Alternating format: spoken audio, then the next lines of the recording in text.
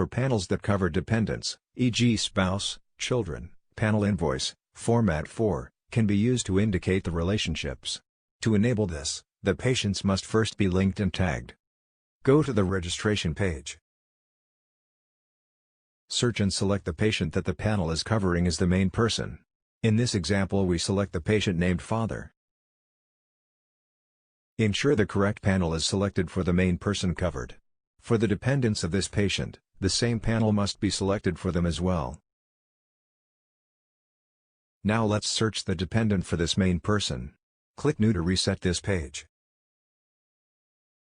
Search and select the dependent. In this example the dependent is son dependent. Tick Edit to enable editing. We need to link the main person to this patient. Click Add Link. Search the main person here. And select the main person from this list. Specify the relationship of this main person to this patient. And click Save/Update Link to save this link. Now the main person and this patient have been linked. This the linked patients panel. And this is the panel of this patient. Note that the linked persons panel must be the same as this patient's panel. To tag this patient, son dependent, to the linked patient, Father, click Tag. Tag to indicates that the patient's son dependent is now tagged to the main person Father. So the panel for Father covers the cost for the dependent son dependent. Let's reset this page. And search and select the main person Father. Tagged indicates that the patient's son dependent is tagged to this main person, Father.